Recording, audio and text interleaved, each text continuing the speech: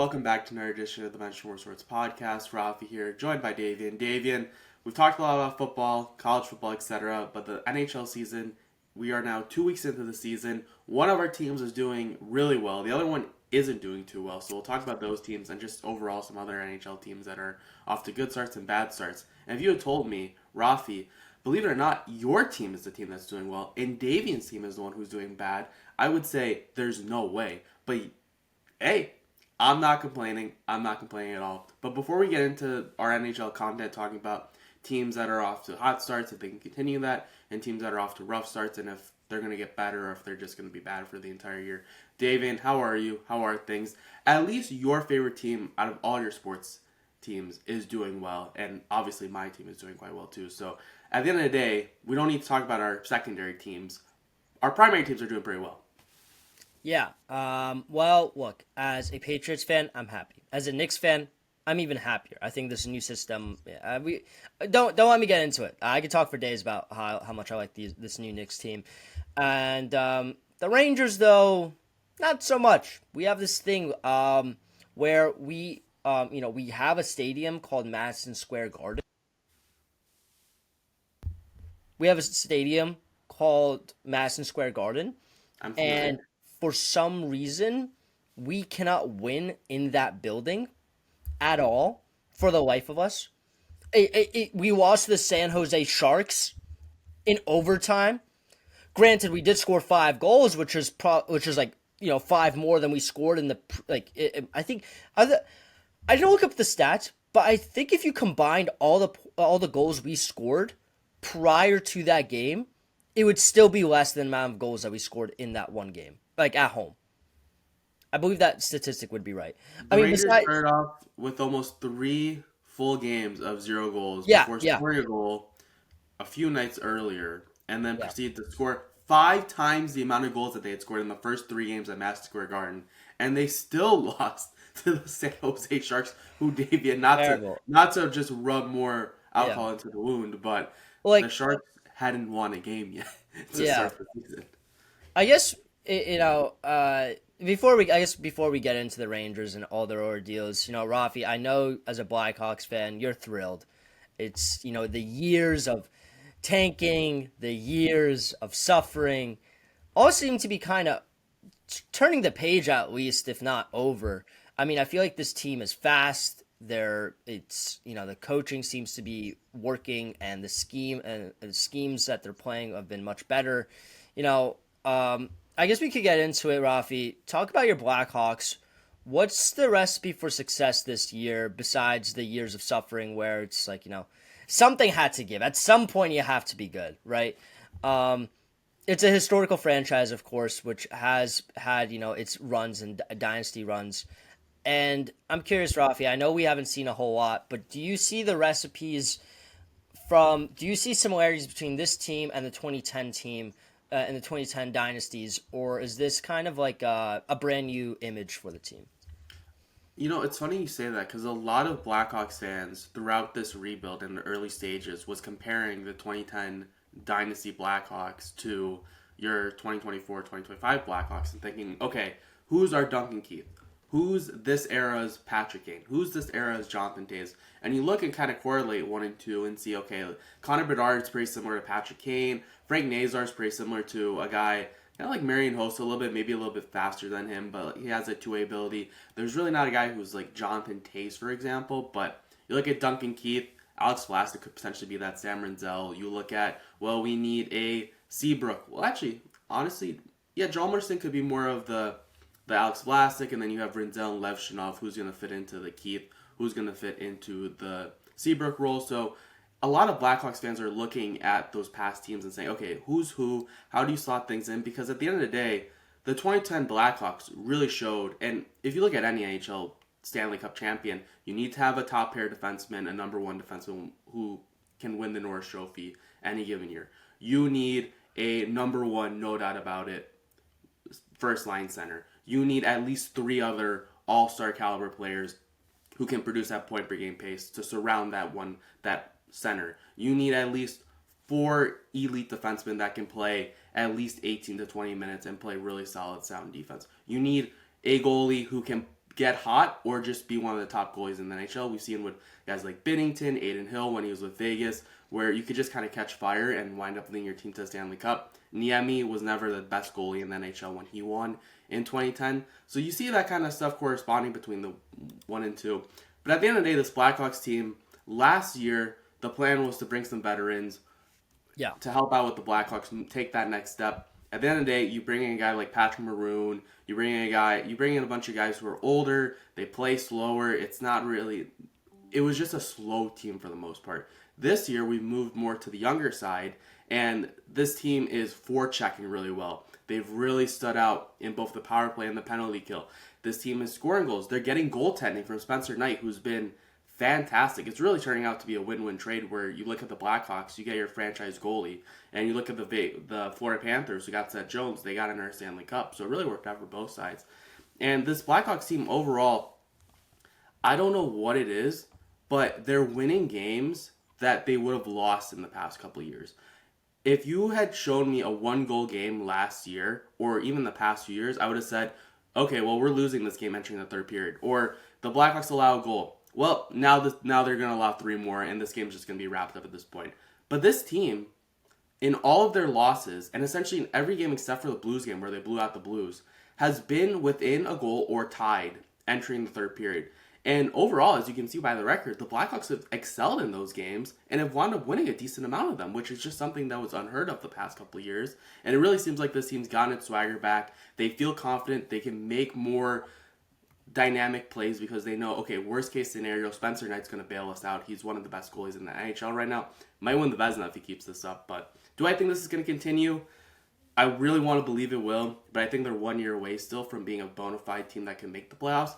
But to get off to this start is just absolutely fantastic. And to all those pundits who said the Sharks are going to be better than the Blackhawks this year, I don't know what you were seeing, man, because there was no way that was happening in the first place.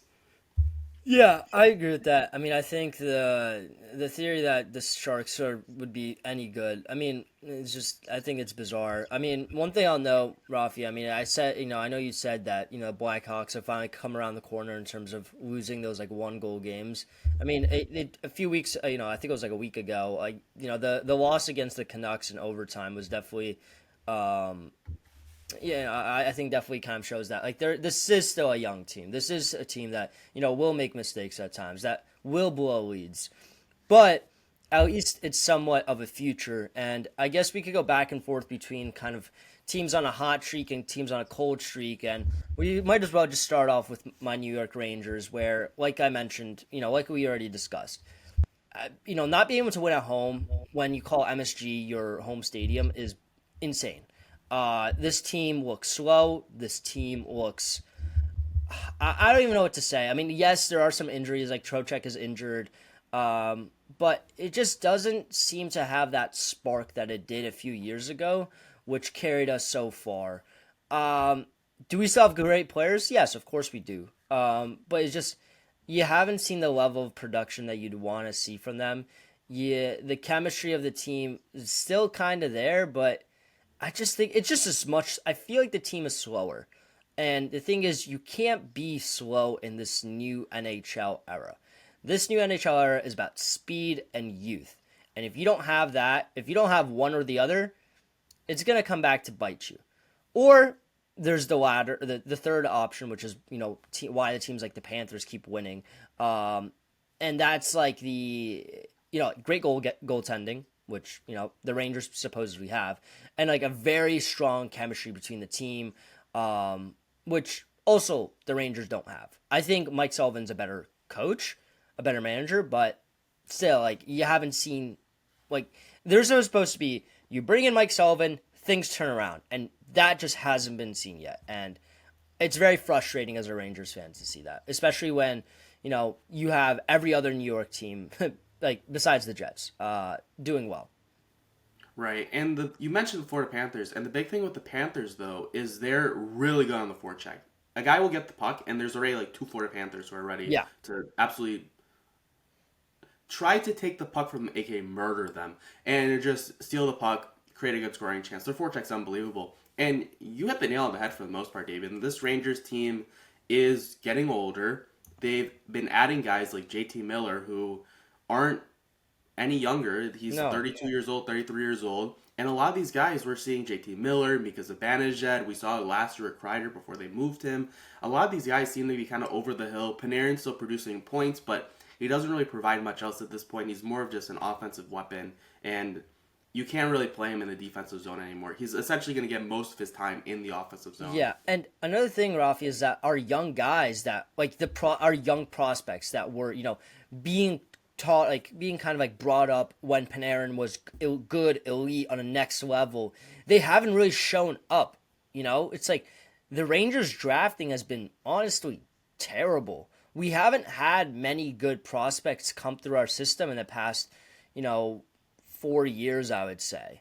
Like, has there been some highlights? Of course, yeah, no doubt about that. Ryan Lindgren and a few others, but I still think that this team needs to get better in terms of getting better prospects and things like that. It's the same thing what the Yankees have as well. I think because I feel like the Yankees and Rangers are very similar in that fashion, where you just have not enough focus on bringing in young guys and coaching them up through your system. But in any case, I know that's a team like cold streak, and I could, sit here and moan and cry about, the Rangers, but I want to give credit where credit is supposed to be due, and that's to the New Jersey Devils. This is a team that's really turned around. Jesper Bratt, Jack Hughes have been absolutely carrying this team offensively. But also just the goaltending has really turned around. Jake Allen I believe earlier this week. I don't have his stats from today, as of today, but I believe he has a .931 save percentage, which is his career high. The team is 3-0 under him.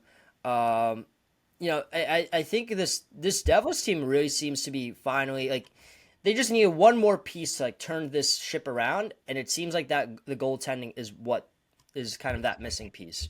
But Rafi, I'm curious. I mean, I know you watch hockey more than me. You've seen this Devils team a lot more over the years, even though you're not a Devils fan, because nobody should be a stinky Devils fan. What are your thoughts? Do you think this Devils team is kind of red hot, or you think this is something like the Devils get hot and then at some point they just end up collapsing, kind of like the Mets? The problem with the Devils is they're playing up to their potential. I have them as the second best team in the Metro, right behind the Carolina Hurricanes, who I'm not sure if we're going to talk about in this podcast, but also have been off to a really hot start and will likely continue that, even though some of their new additions in Ehlers has done literally nothing for them this year. But hey, if you're winning, you're winning. It doesn't matter. Just imagine once guys like Ehlers and Svechnikov get going. And the big thing for this Devils team is they have the ceiling of a Stanley Cup contender. I would not be shocked if we recorded a podcast in June and it was the Devils are playing in the Stanley Cup final. I wouldn't be shocked. The problem with the Devils is we've consistently seen injuries derail their past couple seasons. We saw it derail them last year when Jack Hughes got hurt. That really just threw things off the rails. We saw it happen a couple of years ago where they got so injured. They had a really good step. They beat the Rangers in the first round. And then they just completely fell off the next year due to injuries. Dougie Hamilton was a big guy who got injured. And everything that could go wrong did go wrong. This year, the Devils are off to a really good start. Yes, they are dealing with injuries. Kovacevic, who's a solid top four defenseman, he's going to be out till January. He should be back in January, provide some more oomph into that lineup. Also, the big thing for the Devils, you mentioned Jake Allen, who's been off to a good start. Jacob Markstrom is going to be out for a couple more weeks. And during the time where he's been out, Jake Allen's really stepped up, and the Devils as a whole defensive really supported the goaltenders there who have been helping with that loss of Jacob Markstrom. So when he gets back, that'll be another boost for this team. So if anything, this team's going to get better over the next couple months, then really start to trail off. But at the end of the day, the Devils, the big thing, I can talk for this entire podcast about how great the Devils are, but the only thing that I can really say that could potentially derail them is injuries, and unfortunately, that's just a reality that the Devils have lived in the past couple of years, and their health is going to be the big deterrent for if they're able to win the Stanley Cup or not. Yeah, no, I think you're right. And I guess let's switch sides to teams that haven't been doing so well, and the Tampa Bay Lightning. I don't know what happened over the offseason. I don't really follow NHL offseason that well, but they just don't look that good. In all honesty, I mean, I feel like this team that like had so much energy and speed and was like a very tough team, they kind of lost that spark, Rafi. And I was wondering if you could elaborate more on why you think that is, and is this, we've seen cold streaks turn to hot streaks later on, and I'm curious, is this kind of one of those cases, or is this kind of a case where it's like, the team just hasn't really been turning around, and it's kind of similar to the Rangers where teams getting old, and there's nobody there to kind of replace those old guys just yet. I think it's a little bit of both. I think the big thing that's really hurt the Lightning is over the years they've lost a lot of depth on their roster. They used to Yeah, have that's what I was thinking. Sergachev was on the top pair. They used to have a much deeper forward group, a fourth line. You had Blake Coleman, who was great on the third line. You had some other good guys. Yanni Gourde was the guy they lost and then brought back. Brandon Hagel's taking a step up. But overall, yeah, this Lightning team, I watched them a couple nights ago when they played the Blackhawks. Vasilevsky has been off to a really slow start this year. He allowed a couple shots. The game-winning goal was a really bad rebound opportunity that he allowed, where it went right to Ryan Donato, and you don't see typically you see Vasilevsky soak it up or kick it out right to the boards, but he kicked it out right to Ryan Donato, there was no way he was going to miss it. It was wide open net. And there was another time too earlier in the game where he just got flat out beat by Ryan Donato on a wrister, which wasn't a bad shot, but it was. You would expect Vasilevsky to make a save or two to keep them in the game, and this Lightning team just has not been good enough down the stretch in games. They've been really poor in late game scenarios. And the other thing too that I found fascinating was you would think that with this team you'd put Gensel, Point, and Kucherov all in the first line, but the Lightning weren't really doing that because it wasn't really working to start the year. So I think this team will get things going. I have them as the best team in the Atlantic going into the season with my predictions, but it seems like we're starting to get to the point where the Lightning are getting further and further away from the 2020-2021 back-to-back Stanley Cup champions that they were, and then Stanley Cup finalists in 2022. You're right, this team is getting older. They still have some guys in their early 30s, late 20s. You have Gensel, who you brought in a year ago. Man, if you wanted to go to a contending team, you should have signed with the Blackhawks 2 years ago. You have Braden Point, who's still young, but Victor Hedman's already now 34, 35 years old.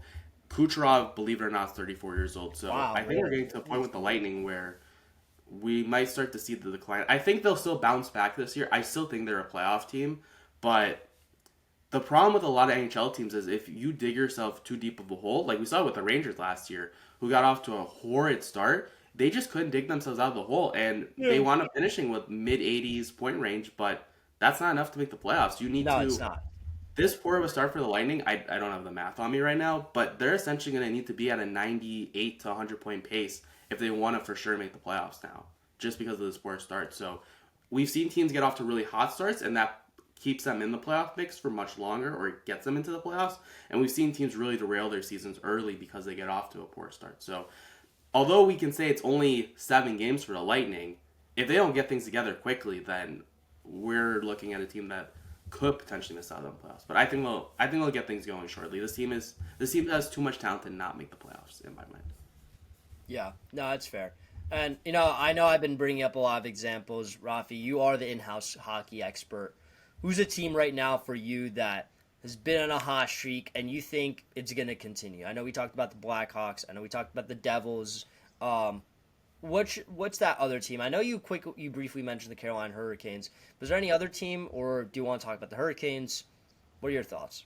Yeah, the Hurricanes are great. Keandre Miller got hurt and is going to miss some time. I don't know how much time. They haven't said that yet, but he's been a really good addition. I was a little surprised to see them going after him just because you have Nikishin who's going to step in on the left side, and it was really, why are you trading all this assets and paying Keandre Miller $6.5 million for 7 years for him to play bottom pair minutes? But he's been really good for them, and it's unfortunate he's out. They're getting good goaltending, which is obviously going to be a big thing for them. So that's a team who's gotten off to a hot start, even with, as I mentioned, Ehlers and Svechnikov, who have been off to rather poor starts. And that team is just going to go as far as Frederik Andersen is going to take them. He's a solid goalie. We'll see if he can stay healthy. And the other thing, too, is they really need a second-line center quite badly. Another team that's off to a really good start, which is really surprising, the Pittsburgh Penguins. I don't know how in the world everyone collectively agreed that out of all the teams, the Penguins were the only team that would try to get worse this year. The Sharks were going to try to get better. The Blackhawks were going to try to take a step. Everyone was like, okay, the Penguins are the one team who are definitely taking a step back this year. And Malkin's just turned back the clock. He has 12 points to start off the season. He's been almost 2 point per game pace. Sidney Crosby's been great. They're getting contributions from young players like Ben Kindle, who got drafted this past year, which you really don't see. You'll see guys who are taken in the top 3 step right in and make an impact, but to take a guy around the 11th overall pick and see him already step in and make an impact is really impressive. And they're getting decent goaltending too from Nedeljkovic and from Jari, or Nedeljkovic might not be the goal. Anyways, they're getting saves from their goaltending, which is also really impressive. So Yeah, I don't think the Penguins are going to keep this up, but that's another team that's gone off to a really yeah. hot start that was completely surprising to literally everyone. It's really surprising, especially seeing Sidney Crosby really turn back the clock. At least for me, as a hockey fan. I mean, and Raffi, I'm sure you can relate to this, where it's like our childhood was like known by like Crosby's dominance, and we saw that kind of waning over the past couple of years. But I mean, hey, he had like 2 goals against the Panthers the other night, and 1 assist. He's really turning back the clock. It'll be fun to watch to see if this team really keeps this hot streak on, or if they end up dying out. Another team that's on a hot streak, and it was kind of expected for them to do well, I think, in my eyes. Maybe you disagree. The Vegas Golden Knights, I feel like they've just been a juggernaut year after year. Yes, they've had some years where they kind of took a step back, but they have never been like. I might be wrong with this, but I've never seen them be like a team without a sense of direction. And this year it's been Jack Eichel who's been, really playing well throughout the first seven games. He's the current NHL scoring leader, unless I don't know this based off the last night's stats, so this might be wrong. But he has 16 goals through 7 games. 16 points throughout 7 games. If you had 16 goals, that'd be even crazier. Yeah, not 16 goals, 16 points. But I mean, look, I think he's playing great. And I think this Vegas Golden Knights has always been just a very good team. But I'm curious, Raffi, is there something else that the Golden Knights have been doing, or do you think this is kind of like a fluke, or? No, this team was the team that I had the best team in the West. Right? I had them winning the Stanley Cup in my predictions a few weeks ago. So I really like this team. They're really lacking another elite offensive playmaker, and they pick up Mitch Marner, who is, as you pointed out, has really helped Jack Eichel, and that line of him, Mark Stone, and Marner is absolutely fantastic. Pavel Dorofeyev, 7 goals in 7 games to start the year, 1 assist. That's an Alex Ovechkin type of stat line. You love to see that. I don't think he's going to score 82 goals this year, but I wouldn't be shocked if he hits the 30-40 goal mark this year. He's shown flashes of being a really solid goalie, and they have the depth on defense. They have the depth at the forward position, so I really like this team. The big thing that's going to hold them back is going to be the goaltending. Aiden Hill, in his 5 games, 888 save percentage, 2.73 goals allowed average. Akira Schmidt, who's been solid. He has 4 wins in 4 games, but just under a 900 save percentage, 2.5 goals allowed average. So we'll see if they look to. That'll get you to the playoffs, but I'm not sure if it gets you through the playoffs. Really, what Vegas would need then to make the Stanley Cup would need for Aiden Hill to catch fire like he did a few years ago when they last won the Stanley Cup. So as long as they get hot goaltending down the stretch, that's really going to be the big thing. But you look at this Pacific Division, the Kraken and Ducks. The Ducks are better. I don't think the Ducks are going to be in a playoff spot. The Seattle Kraken, they will fall off at some point. I guarantee it. The Oilers are going to be sticking around, but I don't think they're on the same level as Vegas. Then you have Vancouver and LA, who both spin tires, and I had to essentially pick one of them to make the playoffs as the 3rd best team in the Pacific. I don't like either of those teams. And then you have the Sharks, who are the Sharks, and then you have the Flames, who finally, last year I was saying they're a bottom 5 team. They get 96 points somehow, and now they're terrible. And I'm like, thank you, finally. You're just a year early, Raffi. It's okay. It really was. I was a year early because now they're the worst team in the NHL this year, which is hilarious. Respectfully, I like the Flames. I do, but I'm happy to be right about them. So when you look at the Pacific Division, the biggest challenge for Vegas, when I look at the playoff picture, would be whoever they play as the second wildcard team from the Central. But outside of that, if they get out that first round, Vegas has essentially got a free run all the way to the Western Conference Finals this year. And they're going to play a battered Dallas team or Avalanche team, Winnipeg, who's going to be going through the ringer. Whoever comes out of there is going to play the other 2 in a series and all back to back. So Vegas has a really nice way just to make it to the Stanley Cup Final. I know it's early and anything can happen, but I am really feeling good about my Vegas will a nice way in the Stanley Cup prediction. Yeah, I mean, I think I'll be honest, Raffi, I've been pretty busy. I haven't fully watched that podcast just yet, but To our viewers, watch it this week, just like I will be doing so. But Ralph, is there any other teams you want to talk about, or any other hot streaks, cold streaks, or you think we kind of covered it all? I mean, I feel like there's a few other teams. I know we briefly mentioned the Hurricanes. The Jets have been doing pretty well as well. Yeah. But The Jets yeah, are Jets. Utah's off to a really good start this year. I'm happy with Utah. I had them yeah. in. I believe I had them in the playoffs. In the playoff spot as one of the wild cards, if I remember correctly. But I really like Utah this year. They made some good additions. Rafi, I To have a very important question for you though. Yes. What do you think of Utah's new mascot? It's an interesting mascot. Right? It was gonna be a mammoth, so It's pretty it's not cool. bad. I like it. It's like I feel like the Kraken had so much potential with their mascot, and they just completely fumbled it. I feel like the Mammoth, the Utah Mammoths, got it right. I I do also think it's love good. the name too, like Yeah. the Utah Mammoths, and I mean I think their jerseys look sick too.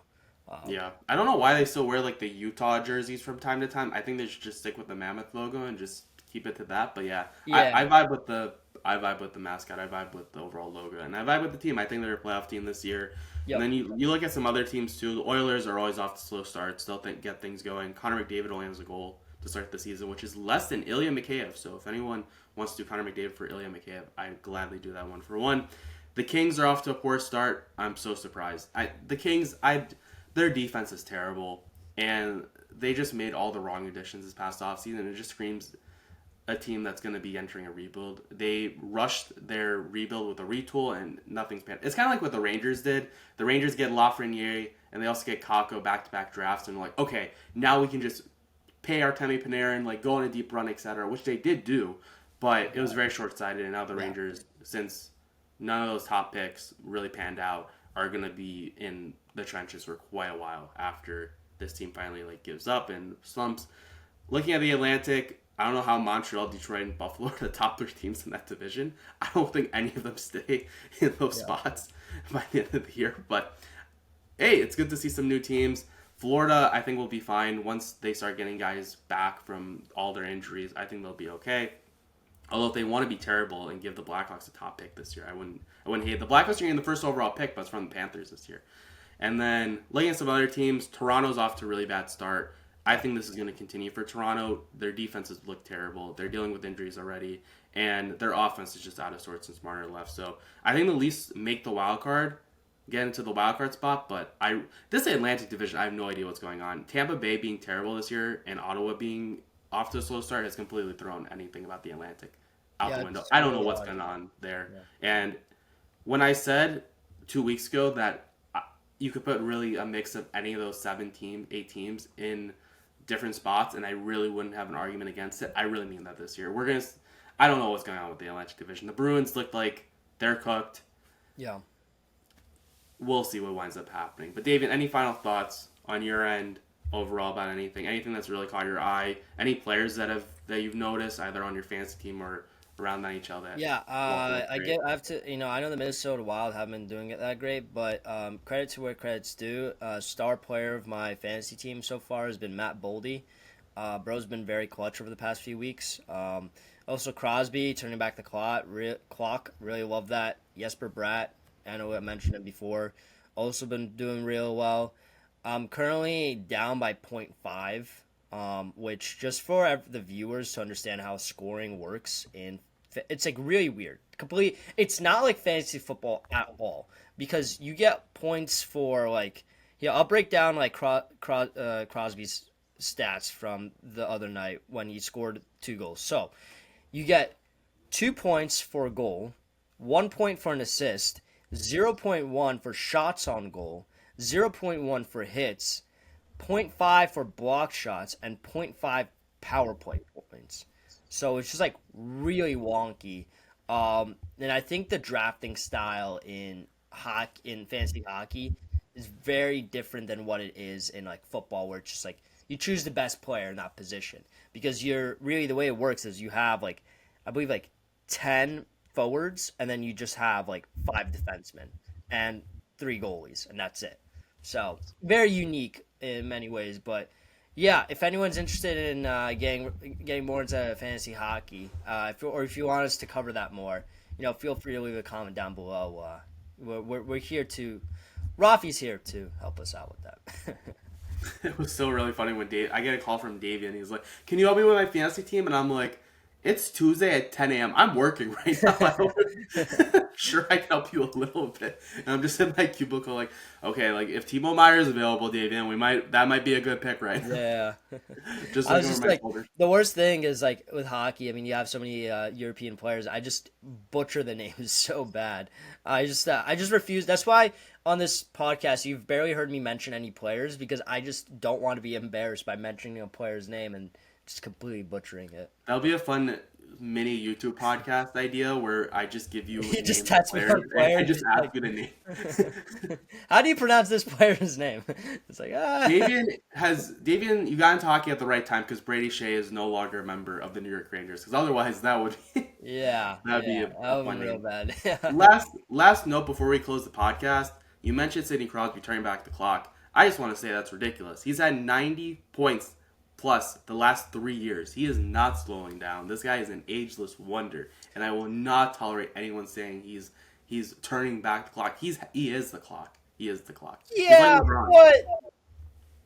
but you'd think he'd be getting older. You'd think Father Time would be getting to him. Yeah, it's not David. He's still. Well, he's yeah, still I mean that's starting. what I mean in turning back the clock. Like he's still, playing at a high level in that sense. That's fair. That's fair. But I just wanted to highlight the fact that he's. Yeah. No, you're right. Yeah. But yeah, that'll do it on that note for this edition of the Benchwarmer Sports Podcast. Another hockey podcast in the past couple weeks. Oh my gosh, Davian, have we turned the corner that I've been waiting for the past couple years since we started? I don't know about that. Maybe. I don't know about that. Tune into the next 10 weeks where we just talk about college football and Yeah! NFL. There's going to be plenty to talk about, especially with the college football playoff. We're getting closer and closer to them revealing that, so there's going to be plenty of predictions that we'll do and talking about who should be moving up, who should be moving down, why Notre Dame should be out of the college football playoff, all that propaganda. Get ready for it. And obviously the NFL season is getting deeper and deeper, so there's still going to be plenty to talk about as the playoff picture gets more clarity. So stay tuned to the podcast for all that stuff. Be sure to like this video, subscribe to the channel, follow us on TikTok, Benchwarmer_sports. And yeah, have a good one. See ya. Go Dodgers. Peace.